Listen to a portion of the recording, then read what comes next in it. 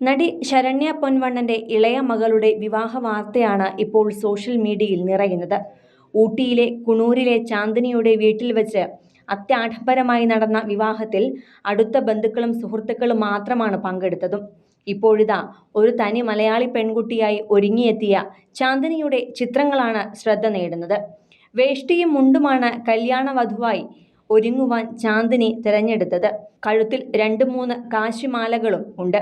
അതിൽ ഏറ്റവും ശ്രദ്ധ നേടിയത് ഏറ്റവും മുകളിൽ കിടക്കുന്ന ഡയമണ്ട് മാല തന്നെയാണ്. തൂവെള്ള വജ്രക്കല്ലുകൾ നിറയെ പതിച്ച ഈ മാല വരൻ ഡോൺ സമ്മാനിച്ചതാണ് ചാന്ദിനിക്ക്. വിദേശത്ത് വെച്ചാണ് ഈ മാല വാങ്ങിയതും ഡോൺ സമ്മാനിച്ചതും. അതുകൊണ്ട് തന്നെയാണ് അത് കഴുത്തിൽ ഏറെ വിലപ്പെട്ടതായി ചാന്ദിനി അണിഞ്ഞതും. സാധാരണ സ്വർണ്ണാഭരണങ്ങളും വജ്രാഭരണങ്ങളും ആരും ഒരുമിച്ച് ധരിക്കാറില്ല. ഒന്നുകിൽ സ്വർണമോ അല്ലെങ്കിൽ വജ്രമോ ആയിരിക്കും ധരിക്കുക. എന്നാൽ ഡോൺ നൽകിയ വിവാഹ സമ്മാനവും ഒരു മലയാളി പെൺകുട്ടിയായി ഒരുങ്ങുന്നതിന്റെയും ഭാഗമായാണ് വജ്രമാലയും കാശിമാലകളും ചാന്ദിനി ഒരുമിച്ചണിഞ്ഞത്. കഴിഞ്ഞ ദിവസമായിരുന്നു ചടങ്ങ് നടന്നത്. ഇതൊരു റിസോർട്ടാണെന്നാണ് എല്ലാവരും കരുതിയത്.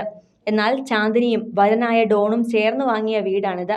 ഊട്ടിയിലെ തണുപ്പിലും മനോഹാരിതയിലും പൊതിഞ്ഞ ഈ സ്ഥലം അത്യാഡംബരമായി ഒരുക്കിയെടുത്താണ് വിവാഹവേദിയാക്കി മാറ്റിയത്.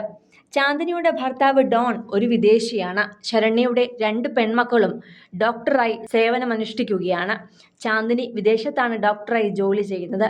അവിടെ നിന്നും പരിചയപ്പെട്ട് പ്രണയത്തിലായതായിരുന്നു ഡോണുമായി.